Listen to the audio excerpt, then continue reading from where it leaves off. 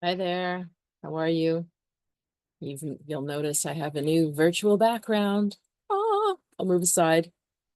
It's so cool. Let me know if you like it.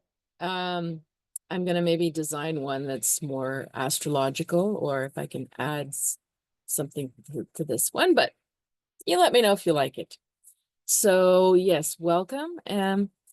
We have the full moon coming up on the 15th of December, and it is another mixed bag of goodies with the planets.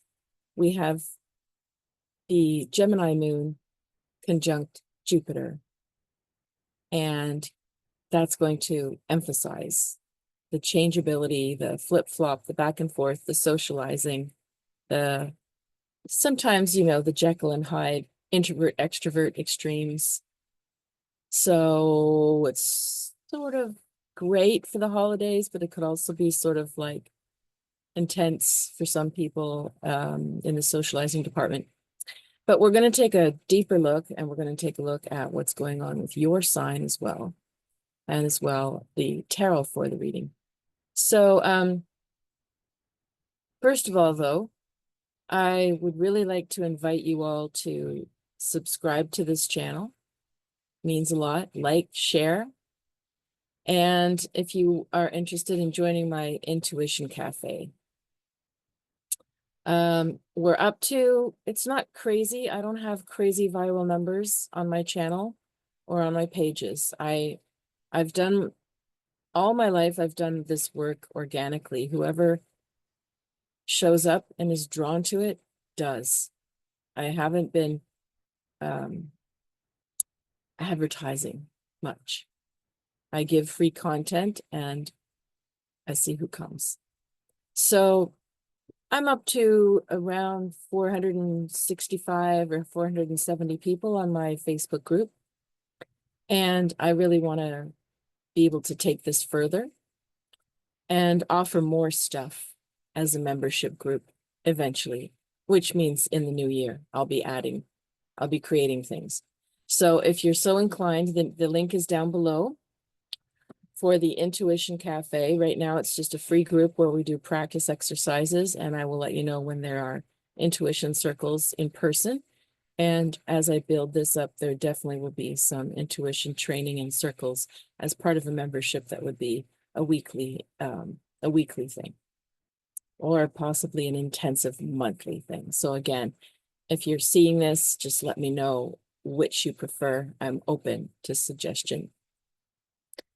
So if you would like a reading for the holidays, I'm still working. I'm still online. Things can be arranged, around your schedule, my schedule with holidays. But I would be on Zoom. And if you would like a session, or if you want a gift certificate to give somebody for a gift for the holidays, you can just message me down below. My email is also in the comments. So here we go. Let's take a look at this chart.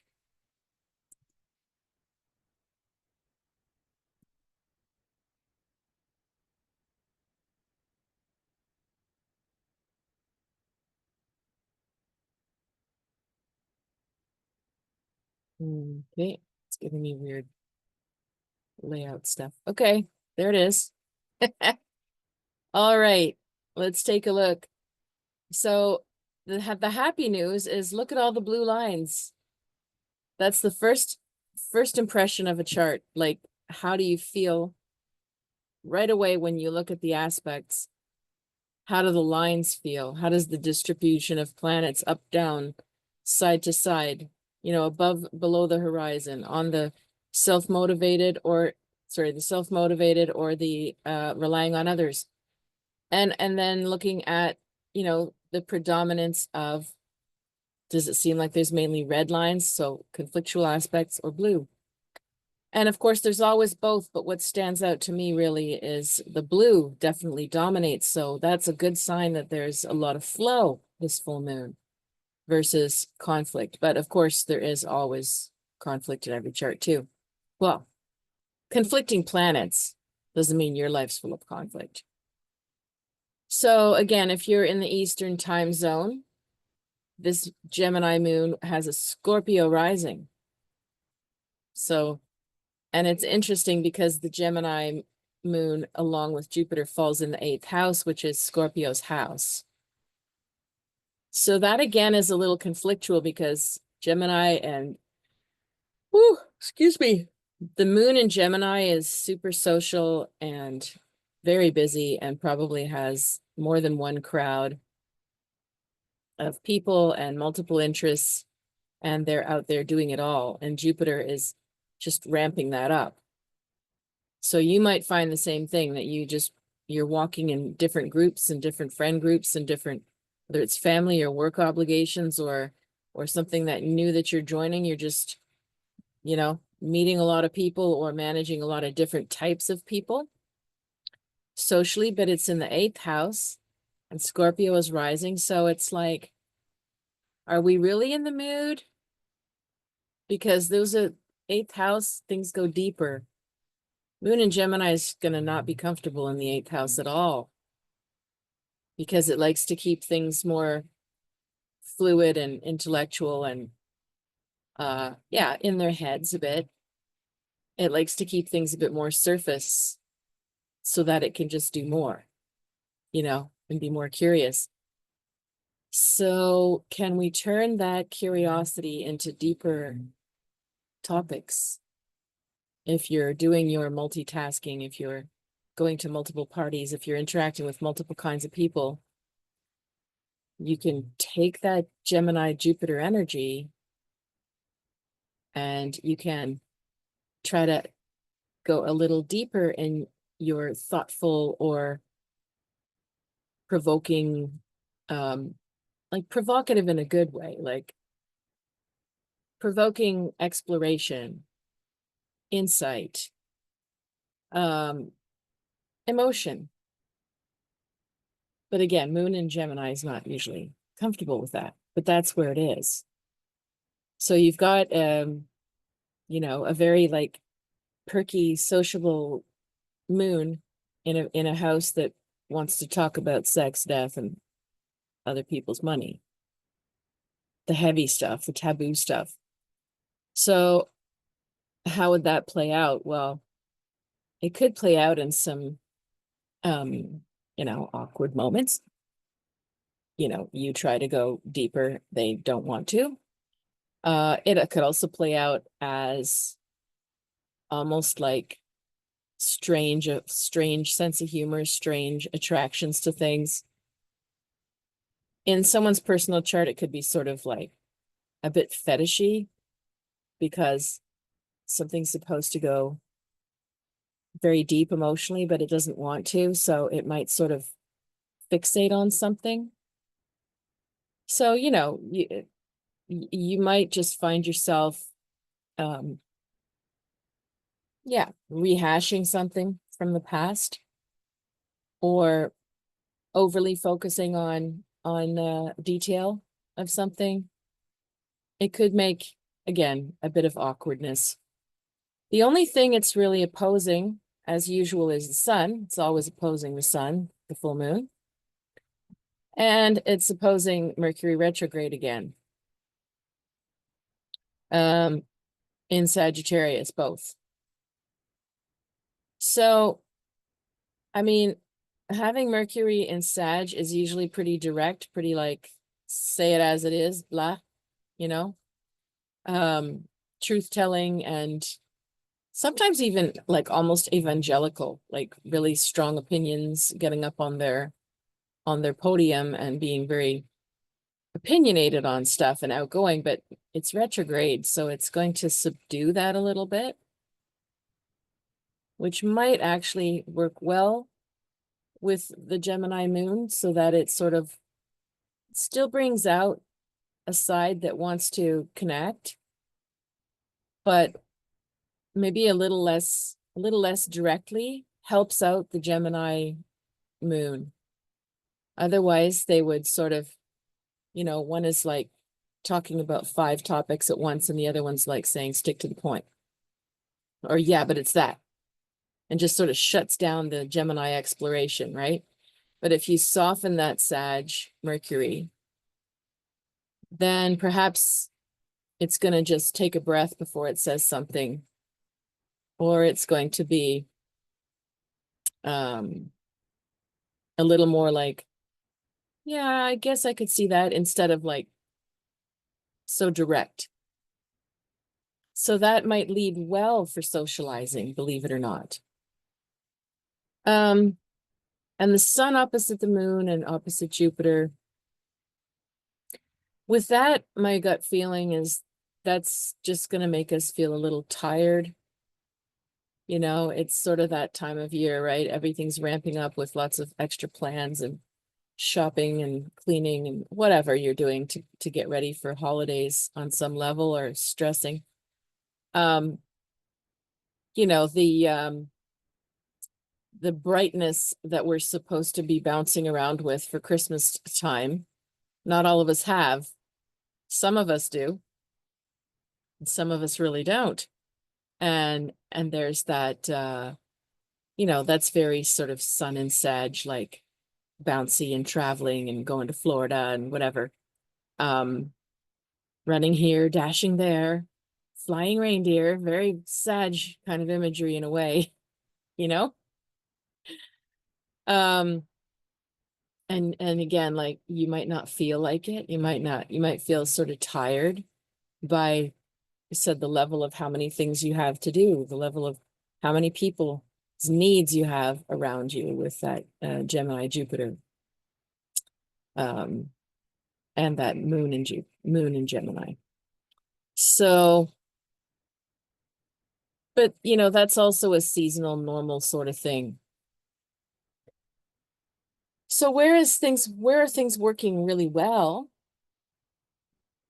As we have the sun making this nice aspect here to Chiron and Aries, which I've talked about last video quite a bit.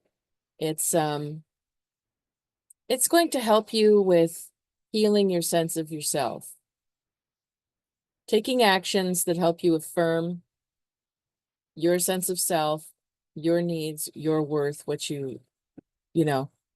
And again, because Chiron brings up old wounds, old memories, it's not always easy when that's activated, but it's activated really well, because you see, it's actually making a good aspect to the moon, a good aspect to Jupiter, and a good aspect to the sun. So that means it could be a really good time for actually feeling like you're healing something from the past. And that would be wonderful. That's one of the best gifts you can have, is to finally feel like, I think this thing is really behind me. I understand it now. So that's a nice aspect going on. The other nice thing we have is, look at all these lines to Mercury. So there's a lot of support for Mercury. So here we go. Mercury is sextile to Pluto and to Venus. So Pluto-Venus conjunction, I'll talk about in a minute. And I talked about it at the new moon, because it was there, but in different signs. And now it's, you know, it's pretty much at its max. And then we're not going to have the Pluto-Venus conjunction after this full moon. But it's been a couple of intense weeks emotionally, I would say. A lot of hidden stuff bubbling to the surface. And Mercury in Sag, again, could be very direct, very blunt, but it's retrograde. So perhaps, you know, it was able to say something important, but with a bit of restraint. So again, I get a good feeling about moving things forward. All of this help with Mercury. Now, it's making a square to Saturn, so we'll talk about that, because there's a nasty sort of Saturn square in this picture. But first, I want to say it's making a very good aspect to Neptune and the North Node. Neptune is still in Pisces, and the North Node's in Aries. So Mercury trine Neptune, well, excuse me, people are going to be able to express their ideals, express their dreams, They're going to have maybe more of a fluid, lovely way of speaking, might be funny, might be charming, might be very outgoing, but there's like a nice smooth feeling to that because it's retrograde and it's Neptune. Which, that just helps enormously around the holiday season if you feel like you're just a little more patient and friendly and taking that extra moment to say something nice or to hold the door, or Mercury is when it's affected by Neptune in the North Node, there's like a strong feeling of, and I'm not saying this is the whole feeling of this full moon, because there is like a lot of heaviness that we can feel collectively right now. There's a lot of collective, there's a lot of collective anger, there's a lot of collective fear going on. However, there's also this really nice, hopeful feeling at times, where you can touch that sense of, where am I going next? What do I want next? You have a little more hope, a little more vision of what that could be. And because it's Sagittarius, Mercury activating it, you might be sharing your dreams out loud a little more. You might be stating your goals. You might be connecting to people on a creative level that you haven't in a while, and be able to get something out of your system that you haven't, you might be able to articulate, yeah, that's what I want coming up. That's what I'm going to work on. So that's a very nice aspect. And that, of course, is also making our lovely grand trine with Mars in Leo. So once again, the best energy in the chart is the fire. I believe we said that for the new moon as well. Mars in Leo is the highest thing in the sky right now for this time zone. And Mars in Leo at its best aspect is like a generous and like a coach, a cheerleader, a generous queen, someone who's bold and showing what they can do, but also does it with warmth and does it on behalf of others as well. But it's showing some strength. It's not hiding in a closet, Mars and Leo. Mars and Leo in the tarot, as we pulled last time during the reading for the chart, Mars and Leo in the tarot is the Seven of Wands, which is valor. And valor is, we don't see much of that anymore, but that was a very strong value in other centuries, where you wanted to do the noble, virtuous thing, where people that go to war on behalf of the general population have valor. They step up and they do the right thing, even though it could bring them into some sort of danger. And so right now we don't have maybe a way to relate to that so often in our modern daily lives, but we can do it. We do it interpersonally by standing up for somebody. Let's say if somebody is being harassed, or, valor can also be as simple as getting up and letting someone else have your seat on the bus because they need it and you're fine. It's an act of generosity towards others. And there's like some small sacrifice to yourself, or sometimes a great sacrifice. And you do it anyway because it is the right thing to do. That is valor. So Mars in Leo is the valor card. And as I said, it's making a wonderful aspect to Mercury and a great aspect to Neptune in the North Node. So this is really a lovely time for you to activate a lot of things that you would like to move forward in your life. And that can mean anything from switching your focus, for example, towards, how can I make this the best holiday season for everyone, not just for yourself? I know probably most of you watching are thinking of others. It's just, you know, how can I expand this goal that I'm working on so that it helps more people, brings in more sense of community, shares the tasks, but you know, empowers people. That's the kind of thing that this aspect can do. And I think it's really the best side of this full moon is how do you take strong stance or action, being truthful and direct, but again, it's retrograde, so it's not like hitting like a blunt hammer, but it's still being direct and clear. And it's bringing some sense of hopefulness and movement forward for yourself and for others. Can't you feel the high vibration of that as I say it? It's really nice.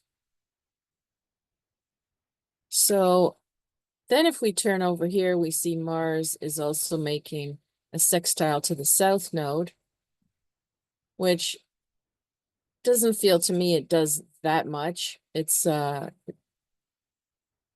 know, it's supporting that Libra south node. So, you know, anybody who's still sort of having trouble going forward, putting themselves first, still hanging back in sort of mediation or trying to please or trying to make everything perfect for, you know, can't decide. Well, there's a bit of support for that. Maybe Mars is going to stand up and help that energy, help make those decisions happen. Because you see, we have another thing going on besides this trine, this triangle. We also have this rectangle going on that is all blue lines. So it's a different feeling. So the south node is making a good aspect to Venus and Pluto, well, to Pluto mainly. So again, when it's the south node, that's talking about your past life direction. It's not the way things are pointing right now. That's the past. So if Libra south node is the past, that means people worrying excessively about weighing things. Who's right? Is this right? Is that, are they, or is this, or maybe, or is it, you know, endlessly weighing things without deciding. And the other thing would be people pleasing for the sake of wanting harmony. But we're moving on from this now in society, right? We know that doesn't really work because if you sacrifice too much for the sake of harmony, you actually could lose yourself. Thus, we have the North Node in Aries. Do not lose yourself. You must come back and know who you are. Chiron in Aries also. Who am I? Why did I lose myself in these situations? How come I didn't get what I needed? How come I didn't even think to ask for what I needed? How come I lost myself that much? North Node and Chiron in Aries is like, time to address that, time to stop people pleasing or debating or doubting endlessly just to avoid having the conflict or the, you know, the very clear, oh, well, I guess we're going separate ways moment that Libra would hate. But that's what's inevitable in the chart. So the fact that Mars is supporting it and Pluto is supporting it, the south node direction, is to me a good thing. It means it's activating you to stop doing that, but it's not like directly conflicting it. It's supporting it. So it might be a little easier right now for the Libra side of you to say no. No, I can't. Sorry, I thought I could, but I can't. No, I don't actually agree with that. I respect your position, but I actually don't really see it that way. You know, there's gentle ways to do it without going, yeah, it's true. Yeah, you're right. And then talking behind backs because you went against yourself to agree with people you didn't actually agree with or whatever. That's all like shadow side of Libra, you know, but South Node, it's time we learn, time we look at that and leave that behind. Also, the South Node in Libra would also be the kind of energy where you have like endless meetings and endless attempts to try to get everybody on board. And the North Node in Aries is like, that ain't working. That does not work. You can't get everybody on board. Just got to go do your own thing. And that's sort of where we're at right now. So if Pluto and Mars, strong planets, are supporting these two directions with this rectangle, it's very interesting. There's support for you to move forward and go honor yourself and let go of trying to make everything pleasant or work for everybody.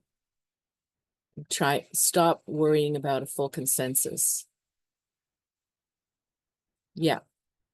And yet we're not talking about total selfishness, like it's my way or the highway. I'm just going to do my thing and who cares? That's not what we're talking about. Because remember, we just talked about this beautiful trine where Neptune is involved and Mars and Mercury in a trine, which was talking about valor, which was talking about elevating things. So it's letting go of all this head breaking, crazy making, trying to find ways, trying to find reasons when when you've done everything you can do, and just letting yourself sort of boldly move forward, but also you're bringing other people with you, or maybe you say something that helps other people feel released from doing that old dance as well. Now, the other thing going on that's sort of the wild card here, but this has been going on for a while and it'll continue, is Pluto is trine Uranus. These are both game-changing planets as far as generations, because Uranus is in a sign for 7 years, 8 years, and Pluto's in the sign. Well, now it's going to be 19 to 20 years. So for now, we have Pluto trine Uranus. And again, it's just a sign that full steam ahead. The world is changing. There's going to be surprises. And we all feel this. And we're all maybe nervous. What's that going to look like? What's that going to bring? But these planets are trine, and it's saying, well, surprise, but full steam ahead. We're in a time of enormous change. Enormous change. So we need to really be more and more and more and more and more true to yourself. Better and better and better and better and better self-care. And realignment. So whatever isn't fitting, whatever isn't true for you is coming under enormous pressure right now, over the last probably year or two anyway. And I think it will continue to get stronger. Enormous pressure to realign your life to what's true to you, which can be terrifying, but it can also be really good. Instead of South Node and Libra, just continue like it was, pleasing, balancing it out, absorbing everybody's everything, and letting it be status quo. Now we're really, really seeing the push to move forward. So let's talk about the Saturn squares, because they're never very fun.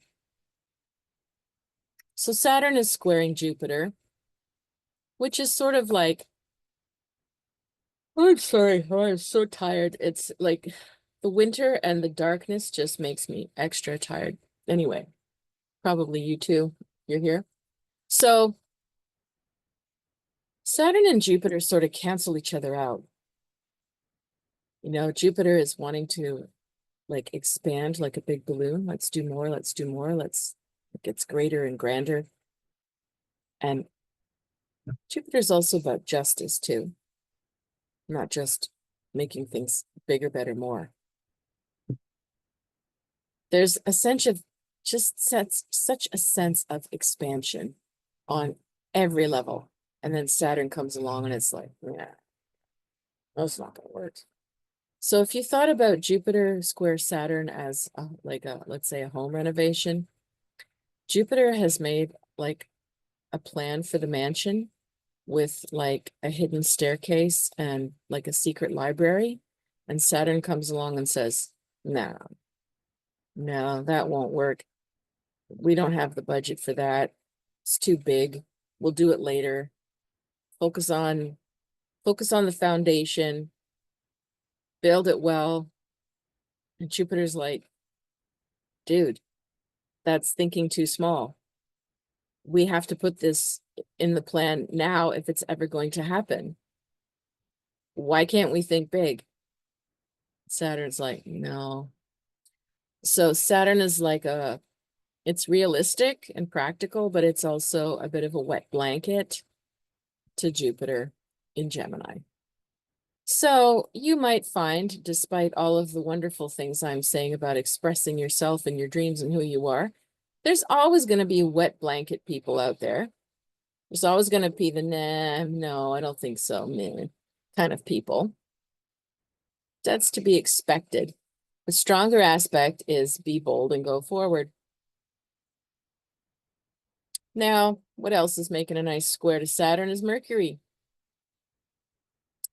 So that's going to look like, and again, Mercury's more subdued, so it's not quite as bad as if it were direct.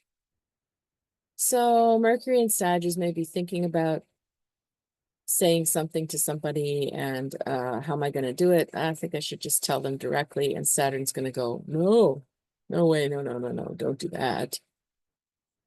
And it's in Pisces. No, just like, well, maybe that person doesn't want to hear what you have to think right now. Maybe it's not the right time. Maybe you should think more about them than you. Saturn and Pisces. So you might have a feeling of that, like somebody puts a kibosh on something that you're ready to say, or they, again, like the wet blanket or the guilt trip or something like that can come.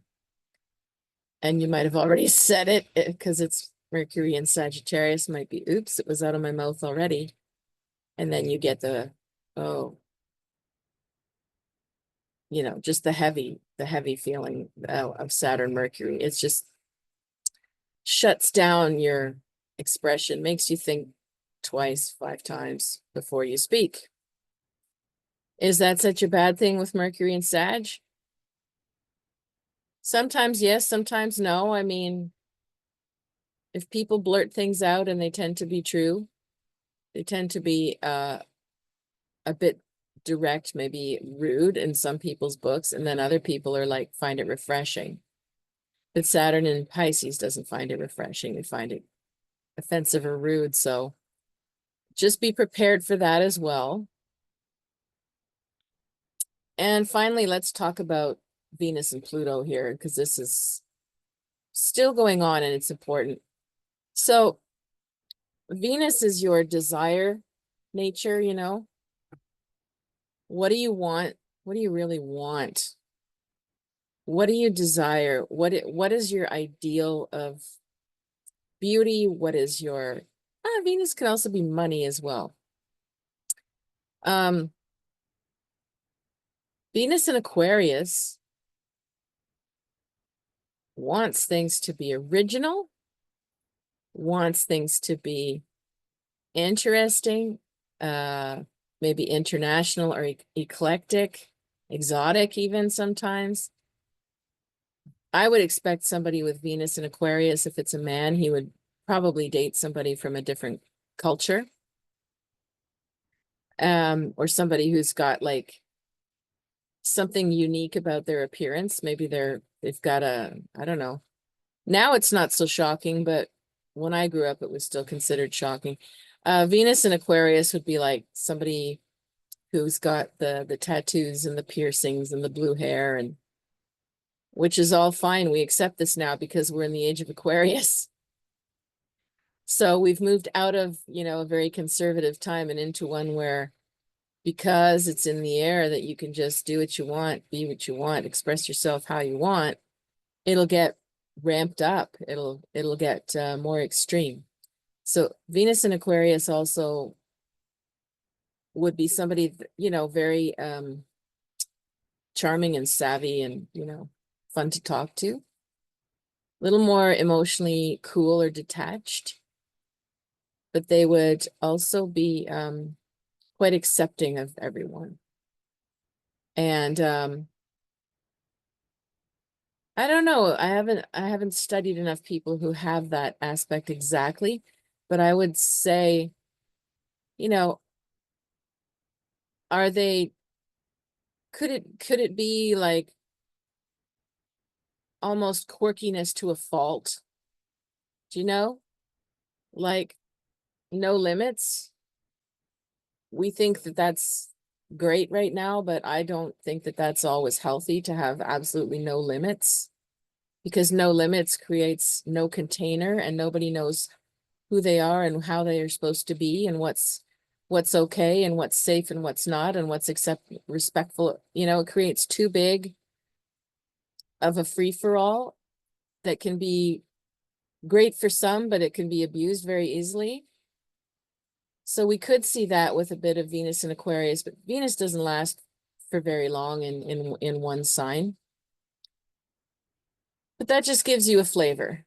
Now you bring along Pluto with it, and Pluto is, starting the very revolutionary phase in our history of unfortunately depersonalizing a lot of things, which can have some major downsides, but also some benefits, I suppose.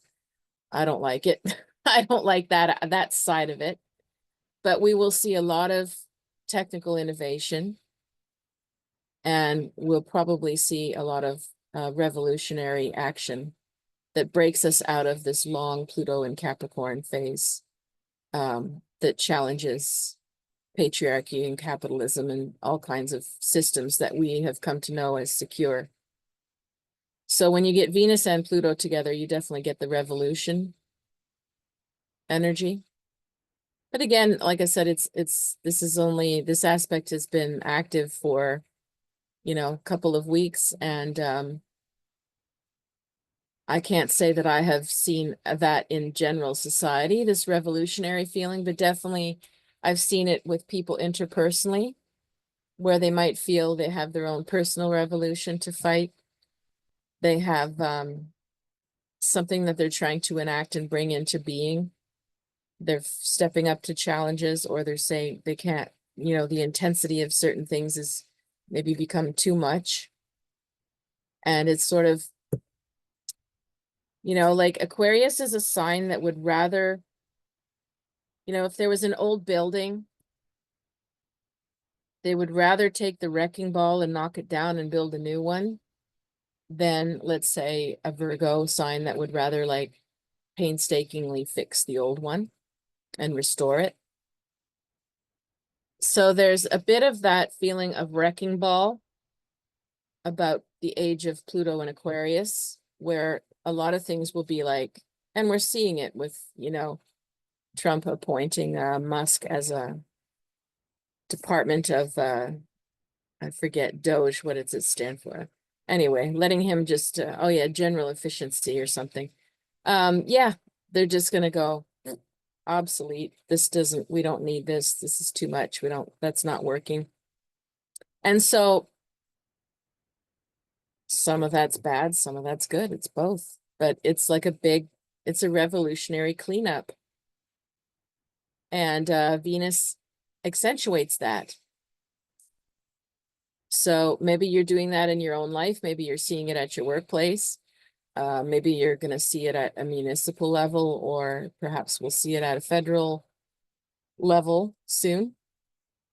I mean, they're already announcing scrapping programs for things. I mean, we'll see. That's right now, maybe is the revolutionary energy.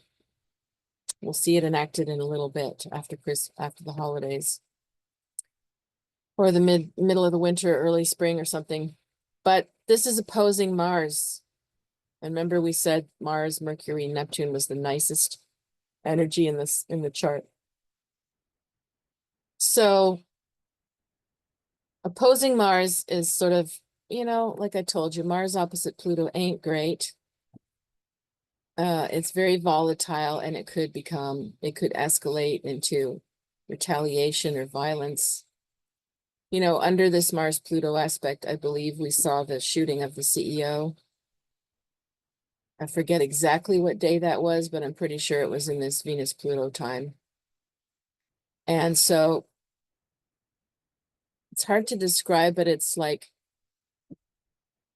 when you get a desire that is so strong and you want to make a change and you want to make a point and you let your intensity get to such a degree that you allow it to become violence, that's the energy of Mars opposite Pluto Venus. Is like right now we have to really, everyone has to really exercise some self-restraint. If you feel like your your emotions, your desires, your wants are and it could be like a great example of that would be greed. Imagine like just the greediest energy you can imagine. And then Mars is opposing it and someone says, no, you can't have that. And then violence breaks out. That's an extreme, but it's still the energy. So if you're going through it on an internal level, maybe you're feeling extremely torn about something. It can be an inner battle between what you want and what you're going to do about it, which means there's, a need to make, again, bold decisions, healing something from your past, which is working well here. And that would be where to focus it. If you find you just get this surge of emotion or energy around something or someone, it would be best to like pull it back and go, okay, how can I use that to move life forward, to heal, versus making sure that you're being reactive, because there's just that vibe in the air of things could get volatile quickly with those planets. So as you can see, it's a bit of a complex chart like usual. And oh, pardon me. We're going to take a look at the tarot now. And I just have to shut these curtains because the sun is coming exactly at my nose.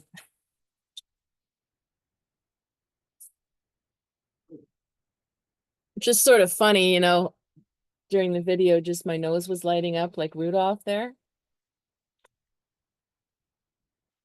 Okay. Let's take a look now at the tarot for this full moon.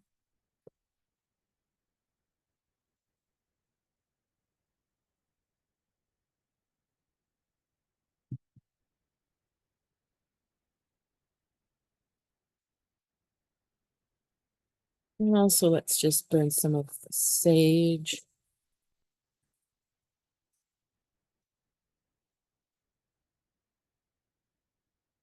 There's some Palo Santo in here too. So, be able to see it. So I just like to cleanse the cards with the sage smoke as well before we go into a reading. I always do this.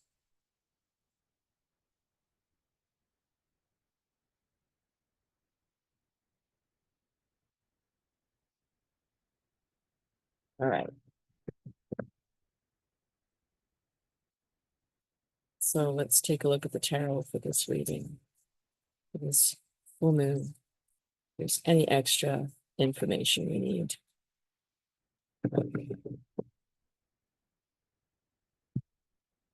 So our first card is, oh, virtual background. I can't go too close.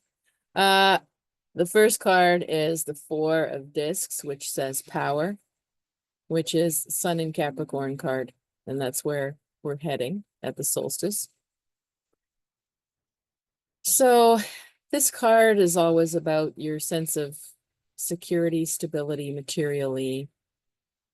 Can talk about the foundations in your life, you know, your finances, your home. The foundations can even be family, but usually I find this is like a work kind of stability card.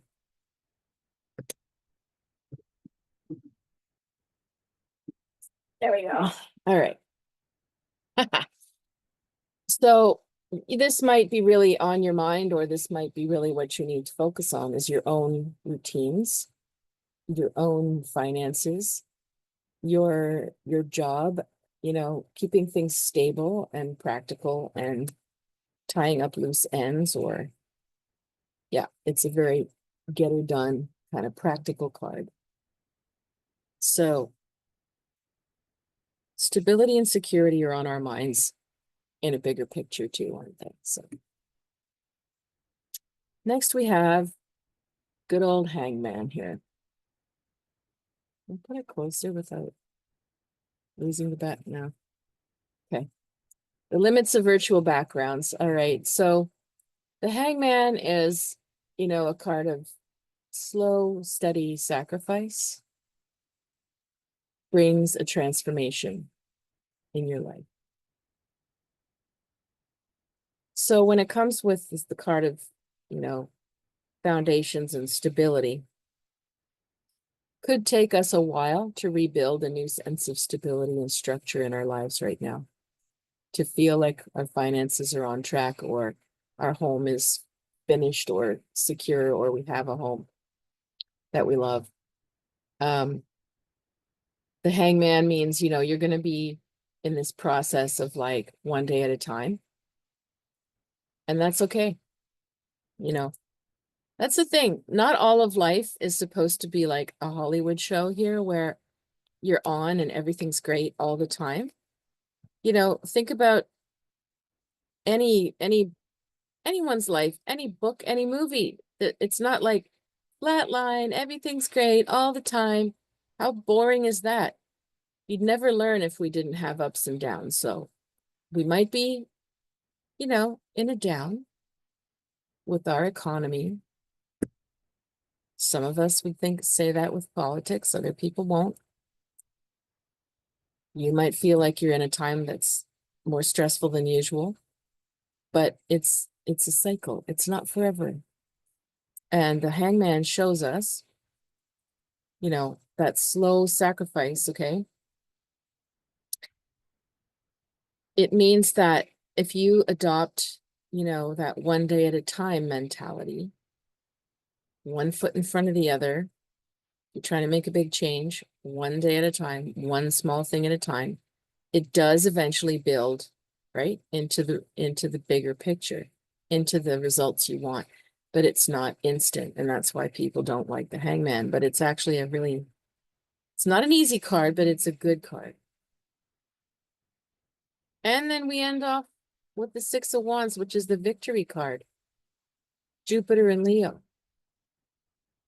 So your slow, steady, one day at a time is going to work out in success. You're going to get to what you want if you apply some self-discipline. That's interesting. Totally different message than what the chart reading sounded like, eh?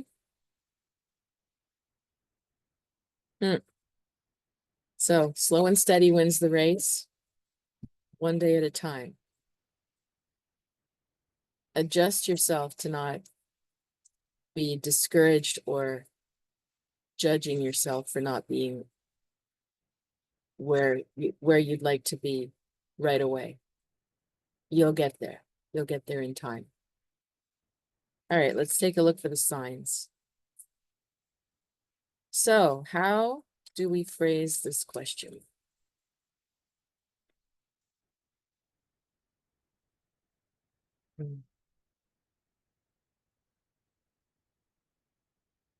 I think because we're close to the holidays, I'm just going to pull a card for how are your holidays going to go?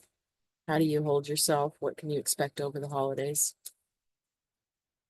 Because our next moon cycle, I believe, is the 28th of December. So we can talk about the new year then. So we're going to talk about I mean, and I'm basing this on assuming people are celebrating Christmas and Hanukkah. So I know there's many holidays out there happening around December. So let's just call it holidays. What can your sign expect over the holidays? Aries. Yeah, the King of Cups, that's nice. So somebody around you that's very romantic, could be very sensitive, could be gifting you or helping you out. Looks like they're sort of cherishing you, putting you maybe a bit on a pedestal. That's lovely if you're in a romantic relationship right now, or a budding relationship, or your marriage, could use a little bit of that like boost. But there's someone around, definitely. Even if you're single, there's someone around, definitely likes you and is raising you up and treating you as special. So, I mean, that's amazing. That's lovely for holiday season. It's possible also that you might be in that role of this King of Cups, and you are doing that for others too. So this is someone who's, not really thinking that much of himself. He's holding up this cup with the crab in it, putting the crab first, saying, here's my beautiful crab. So you might be the one thinking of being in that position too, of like, who can you sort of raise up? Who can you give to? Who can you make a difference for? That's really nice. It feels like a lovely holiday season for you, Aries. Very warm and loving. I'm happy to hear that, see that for you. All right, Taurus, how is your holidays going to be? Okay, you got the Eight of Swords. There's going to be some logistical stuff to deal with.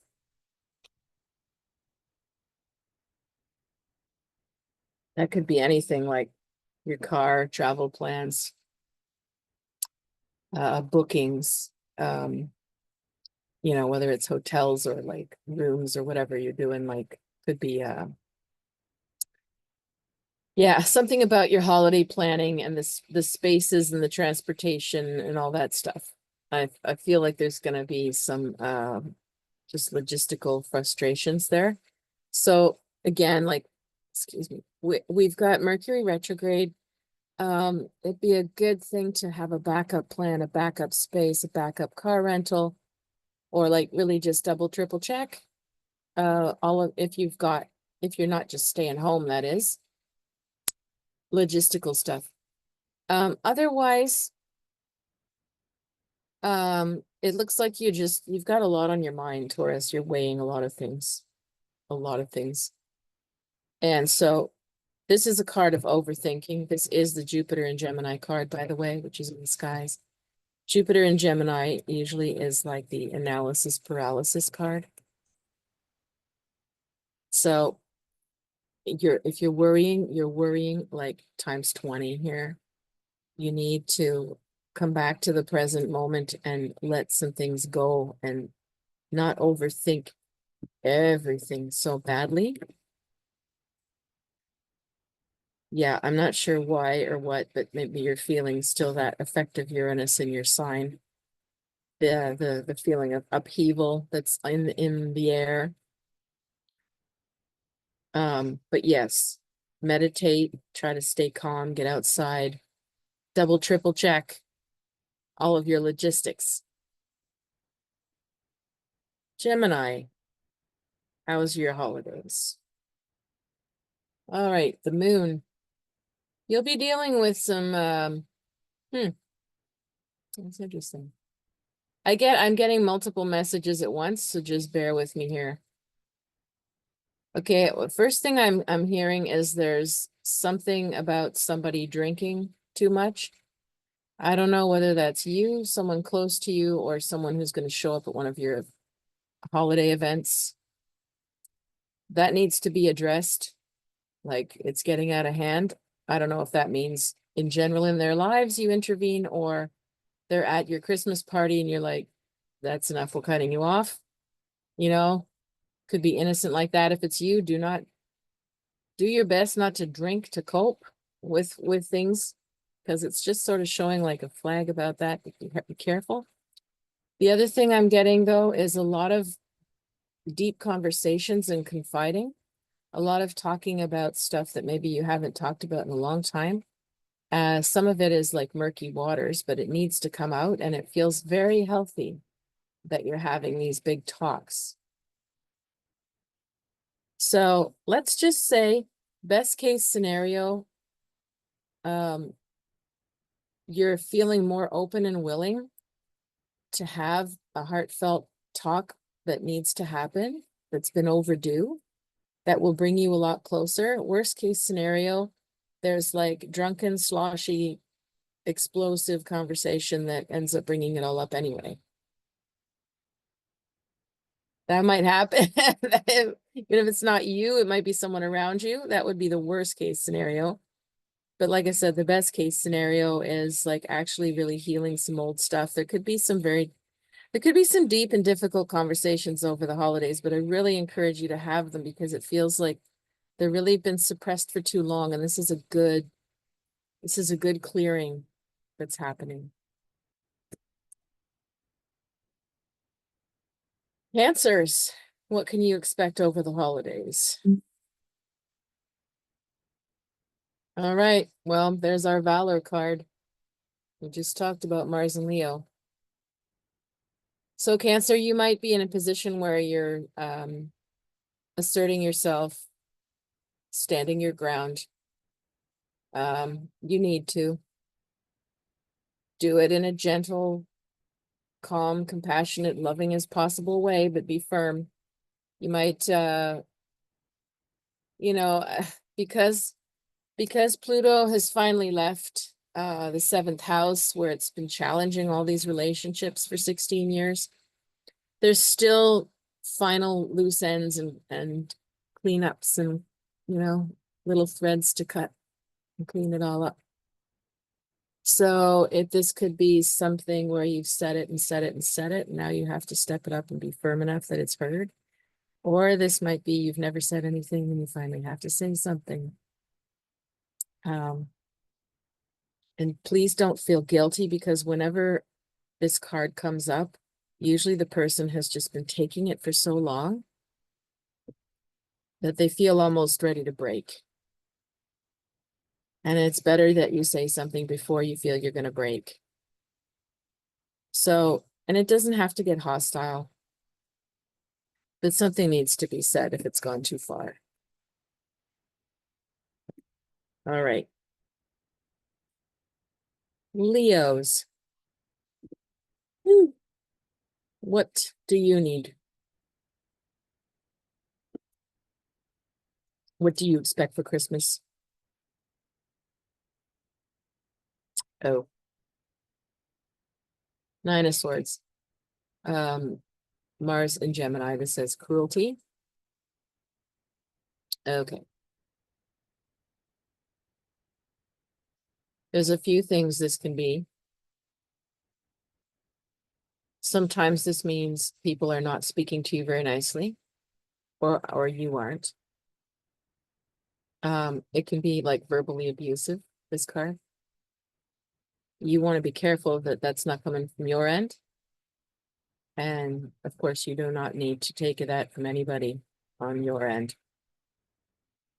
It can also be people being gossipy and two-faced. You want to just spot it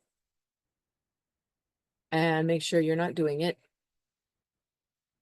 And it can also be all the way to feeling like betrayed or manipulated by something or somebody. So unfortunately, and this can happen when Mars is in our own sign. If you're a Leo and Mars is in Leo, it can either give you enormous energizing or it can aggress you. So you want to just be a little more self-protective right now. And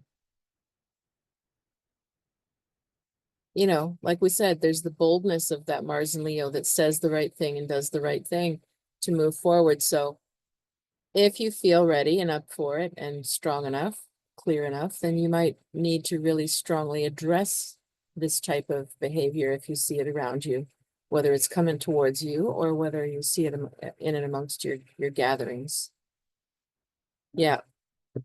So sorry, Leo, might not be an easy Christmas holiday season because of that. But you know what? By the time it gets to the 9 of Swords, that behavior is probably so overdue. If you address it, you're going to feel enormously better. Or you might need to walk away. I don't know. But you don't deserve any of that vibe around you. So, like I said, just remember it's probably overdue and been building up. All right, now, Virgos. How is your holiday going to be? 7 of Discs. This is all about money. Do not spend or do not overspend this year. Yep, got to be cautious.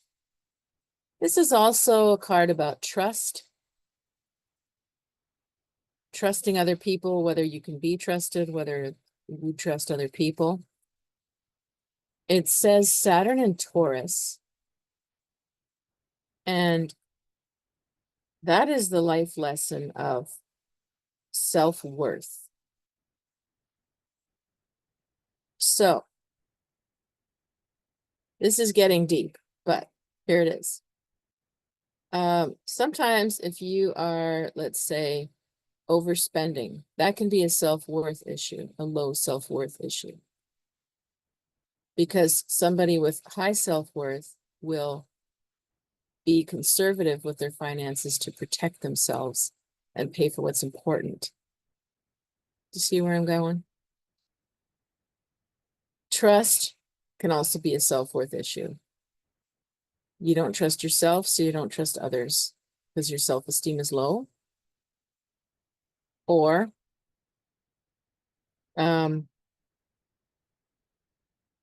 well, just generally not being able to trust other people would suggest that you have trouble trusting yourself, which means very likely you're not seeing yourself so clearly, or in a good light. So we need to be careful of that. And really, like, I would say the message for you, Virgo, is to do whatever you need to do to raise your sense of self-esteem. Treat yourself like a cherished friend or child and protect yourself and treat yourself as you would a child that you love.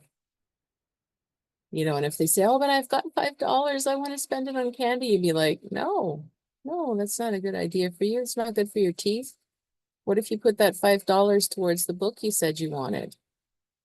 That book where you said you wanted to learn something, and that's about your future instead of candy. You know, that's the way you need to treat yourself this holiday season. Extreme self-care and thinking about your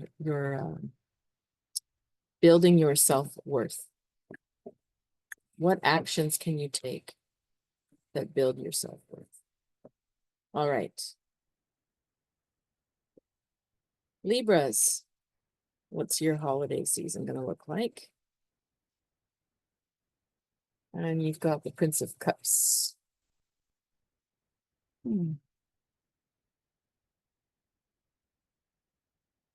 Feels like you or people around you might be like sort of extra sensitive. Maybe even a little bit like too sensitive or prickly, but somebody around you is just feeling like extra sensitive. But also like very dynamic and creative. They sort of want to be able to do their own thing, their own time as they want without being bothered. Like it feels like someone who wants to sort of be alone, have their space a bit more. There's also always with the prince, like he's always looking at his cup and there's a snake in it and he looks freaked out and he doesn't understand all the waves he's creating by what he's, you know, he's just so focused on his fear, he doesn't understand what he's set in motion. So that might be a metaphor for this person we're talking about. The waters are smooth ahead, but they're all stirred up behind. So the person is like so self-absorbed with their own fear and sensitivities that they don't understand what the effect they're having is on other people. So if that is you, then, you know, you can be more conscious of, okay, am I freaking out here? Am I worrying all the time?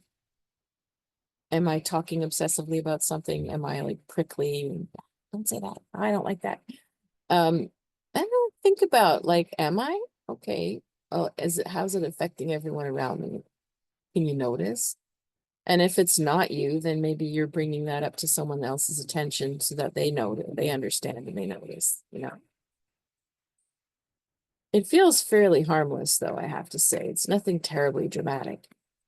It's just something that I see coming up. Otherwise, I feel like a fairly relaxing holiday for you. Lots of rest, TV, whatever you like to do. Going for a walk, going for a hot chocolate, nothing crazy. Very, very sort of simple, restful. Scorpios, how is your holiday season gonna go?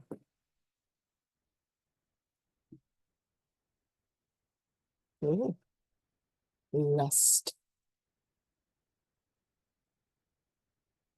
This is the strength card. And as you can see, there's a woman lying, this is the Whore of Babylon. She's lying down, drinking in the essence of life, reaching up to the heavens. Pure passion. That's what's lust. Remember we said Venus, Pluto? Lust, greed, passion, intense. You might have either a really wonderful, intense, passionate, sexy time, or it might be a bit too intense. But it all depends what that's directed at. You know?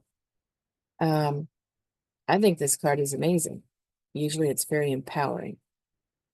There's a feeling of like nothing can stop me and taking risks.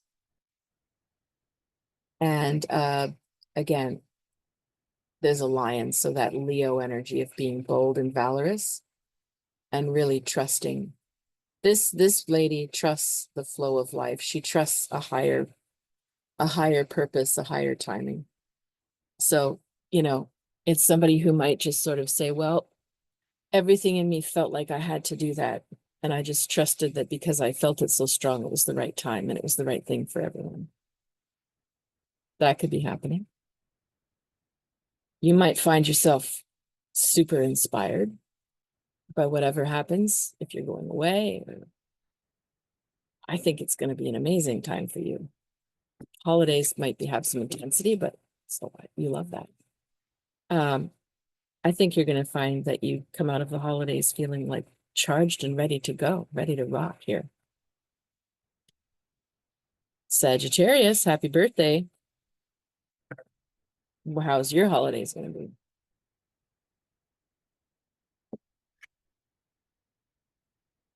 Princess of Cups. Well, again, that's, you know, very gentle, very restful, very intuitive.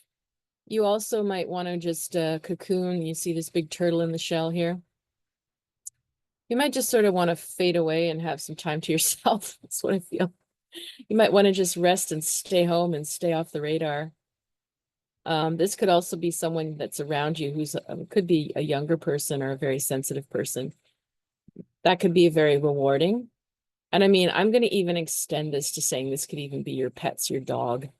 You know, this is a gentle, easy, innocent energy.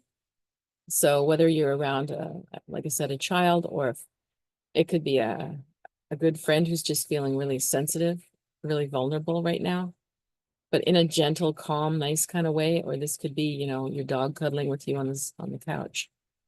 But that's the feeling I get for you for the holidays. It's very low key, and maybe you need some rest and to pull away and regroup and you know, have some time to yourself to really think.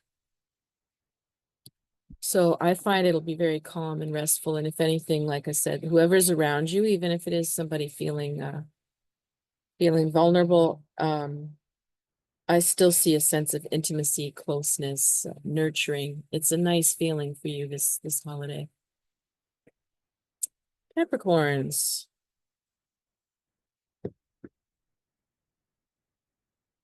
And you get the Eight of Wands, traveling, active, go, skiing, sledding. Let's take a drive. Let's go on a day trip. Let's build this. You know, active, excited, enthusiastic. Lots of action here. Feeling much more optimistic. I think you're going to find this holiday season is active and busy in a way that you like. And that's what I'd also recommend if you're not planning that. And you don't have to have lots of money for that to happen. You can just go walk in a new neighborhood you normally haven't. It's all about adventure and exploration with the Sagittarius card. And the card is Mercury and Sag. You know, swiftness, things, you want things to feel like they're happening, and they're happening fast, and they're happening spontaneously. And the rainbow at the top is like, it brings you a sense of optimism. So like, that can be anything. Just like, let's just go for a drive. Let's go see the Christmas lights. Let's, you know, if you've got the means, then you take off to Cancun. I don't care. But there's a spontaneous feeling, and there's like a, you know, keeping busy, taking action, not crazy like a rabbit, you know, like bouncing all the time. I'm just saying like a flow, like it's nice. It's not, you know, compared to what I just said for Sag that needs to just like, whoa, I just like Netflix and chill. Thank you very much. You know, Libra also is just like, oh, I just want to stay home and I want to be with my close people, and that's it. And I'm fine. Capricorn, you're like, let's get out there. Let's walk, let's ski, let's run. Like, I don't care. Like, you need to stay busy. And I think you will, and I think you'll be uplifted and happier from that. Aquarius, how's your holidays gonna go? You got the 10 of Cups. So are you a little bit tired, a little bit burnt out right now? Because this is usually my burnout card. Everything's full. All the cups are full. You have everything you need. Of course, we can't say that about everybody, but on some level, you're feeling like the water's been poured and now it's over here and now it's overflowing everywhere. Have you, you know, perhaps you've taken on a lot recently, maybe too much. Maybe you're feeling like mentally fried. This is always for me a need to, on two levels, okay? On the physical, mental level, you need to, you know, usually this card means you need to pull back and rest and just start to like process everything that's been going on instead of adding more. Because burnout is real. If you don't want to hit a real burnout where you can't function, where you can't get out of bed, where you can't think. Burnout is real.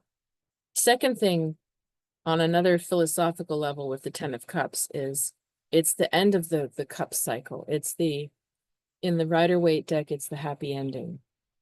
But in the Toph, in this deck, it's more of a, I have everything I was working for. Now what? Now what? So you might be evaluating a lot of things, even though life is pretty good. And again, that can lead to feeling just mentally overloaded, might be burnt out. I feel like Aquarius, you need some time out, some rest, some naps, some time alone. Stop playing Miss Fix It all the time and leave it till a bit later. It'll still be there. And give yourself some rest. you know, and this also could apply to like the people in your life. You might be sort of flooded and not quite sure, you know, who or what you want to give your attention to. Because it feels like it's been a very busy, big year. So yeah, you need some R&R. And Pisces, that's very nice. You've got the King of Discs, so very solid, stable, grounded, and you know, connected to the land, usually very successful materially as well. You've got someone like this in your life. Or perhaps it is you. But there's like the sun is radiating from this armor, even though the armor looks all dark. There's the wheat is there to suggest the fertility, the abundance. You know, the horse totally trusts him. And so this guy is, you know, protected and well armored and stuff, but he's kind and he's got good intentions. And so if you're wondering about anyone in your life that fits this, it looks like somebody you can trust, and that you can relax with. Might be somebody who provides or protects you in some way, or people close to you. You know, it might be romantic, but it also might be a friend, might be someone you work with next. It's a very nice, solid, trustworthy person. So anything less than that means it's a no. Yeah. Anything less than that is a no. So I wish everybody very happy holidays. As I said, I am available. It just depends when. So message me and we can figure out a time, and it would be on Zoom versus in person for the holiday season, because I will be away visiting my family. And I'm quite excited to see some cousins I haven't really had much time with in years, and some friends from high school days that became friends again over the last decade or so. So I'm looking forward to this holiday season, and I really hope for you that you have a nice one too. And as I said, I am available if you need some guidance along the way. All right, have a wonderful full moon.